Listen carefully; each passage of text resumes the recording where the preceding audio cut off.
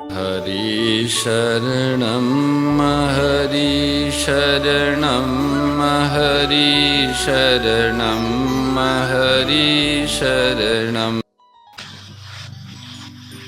भगवती गोमाता की चरणों में रहकर भगवान के नामामृत का पान किया जाए तो क्या जीवन धन्य हो। परवारे मूढ़ मनुष्य दुर्बुद्ध, तो ऐसा संयोग पाकर भी भगवान के नामामृत का पान और गोमाता की समर्पण और श्रद्धा पूर्वक सेवा करके उस अद्भुत और अविनाशी फल की प्राप्ति से वंचित रह रहा है। अभागा, कब चेत आएगा, कैसा मंगलमय कल्याणमय संयोग तेरे को प्राप्त हुआ है, फिर भी तू अपने समय को आलस्य में, प्रमाद में, निरर्थक चेष्टाओं में, इधर इधर की बातों में और दूसरों के दोष देखने में नष्ट कर रहा है।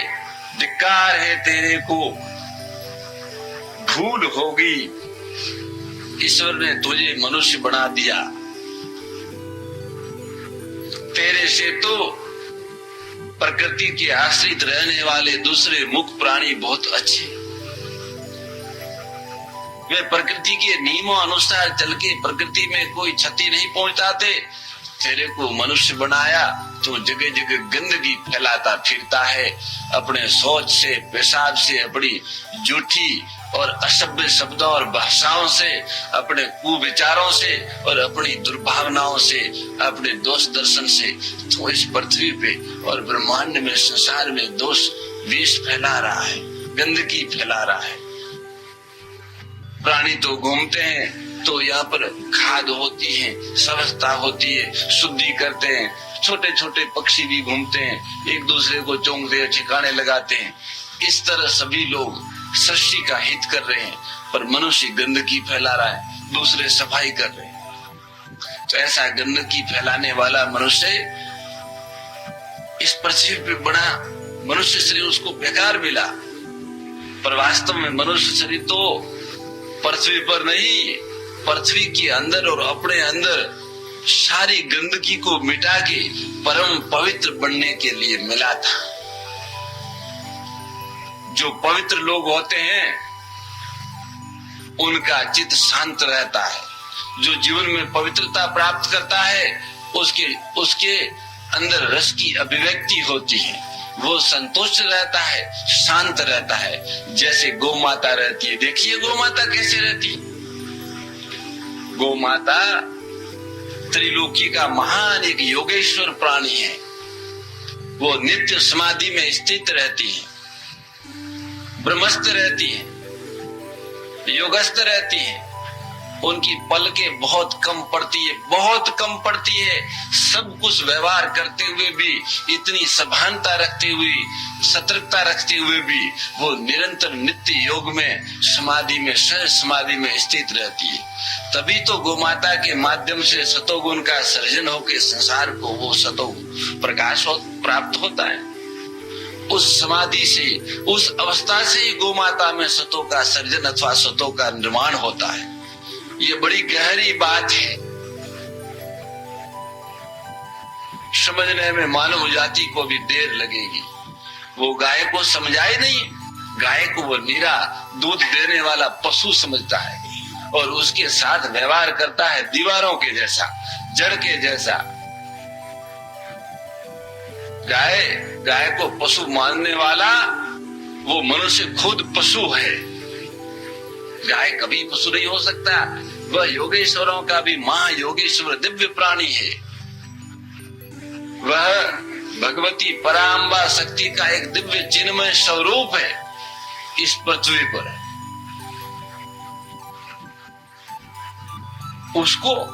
उसको पशु मानना, हो देखा, अरे मनुष्य तो पापों के बोझ से दब रहा है, ऐसी पवित्र गोमाता को पशु मान रहा है।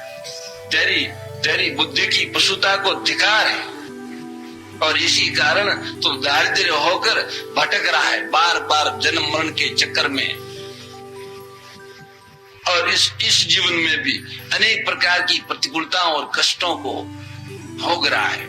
ये उसी का दुष्परिणाम है जो तूने गोमाता का आश्चर्य पाकर भी उसके स्वरूप को नहीं समझा, उसका आदर नहीं कर सका और उसकी मिलने वाली कृपा को प्राप्त नहीं कर सका, अभागा रह गया। गोमाता अद्भुत कृपा की मूर्ति है। वह ब्रह्म ज्ञान, तत्व ज्ञान, जीवन मुक्ति और भगवत प्राप्ति देने में पूर्ण समर्थ है, क्योंकि वो स्वयं समाधि स्थित है, नित्य सहज समाधि।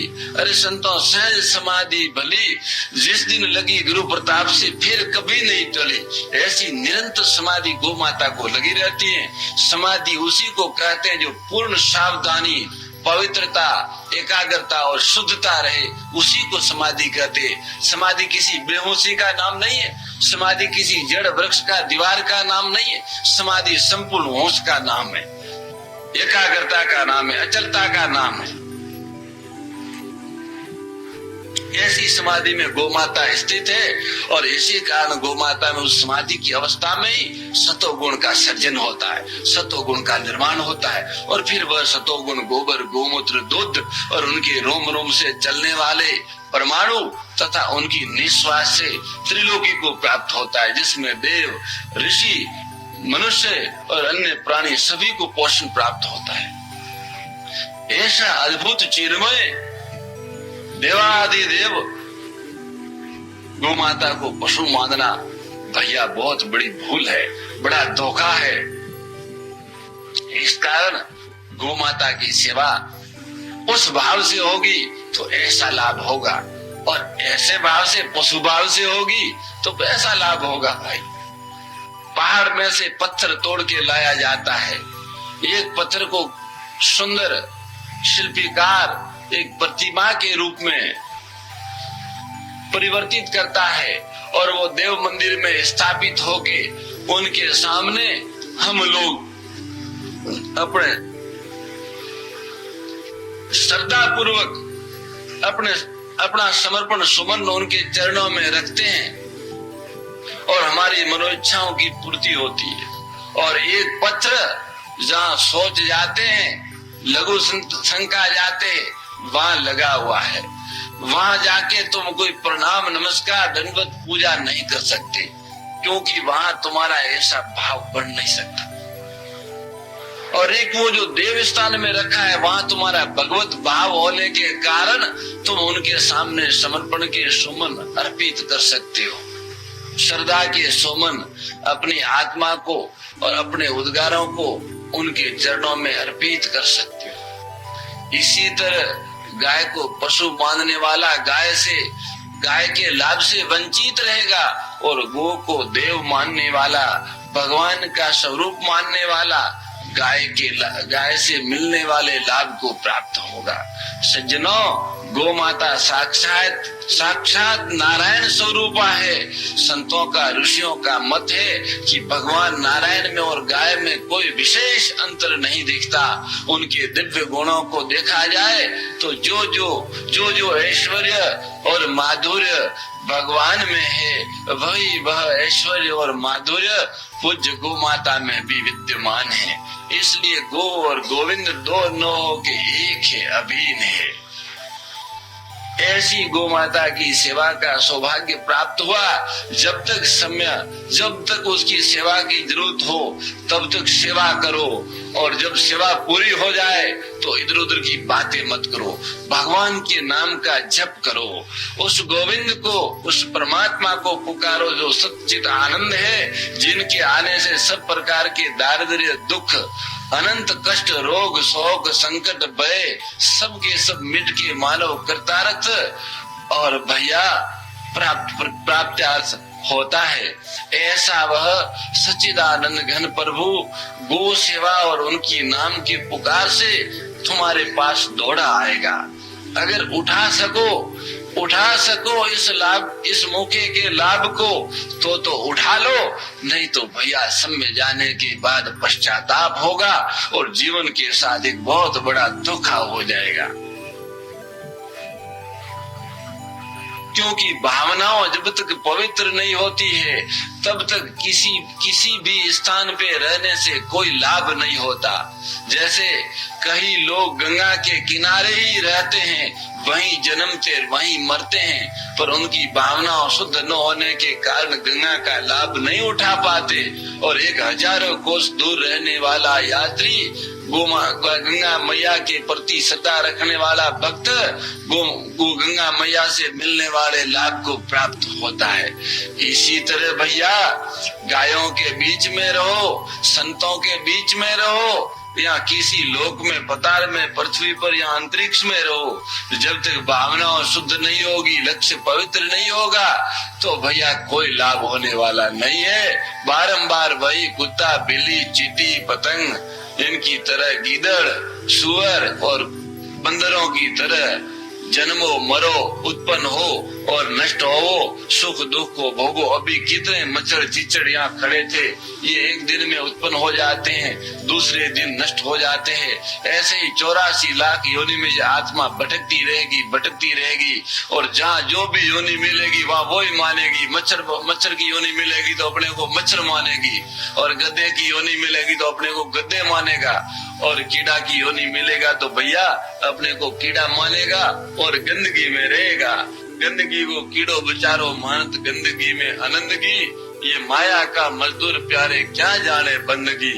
ये कीड़ा जिस तरह गंदगी का कीड़ा गंदगी से अलग करने पर भी वापस गंदगी में घुसता है, ऐसे जो मनुष्य माया से मोहित हो रहा है, अंधा हो रहा है, कौन सी माया क्या बेसमझी मूर्खता, इसी को माया कहते हैं।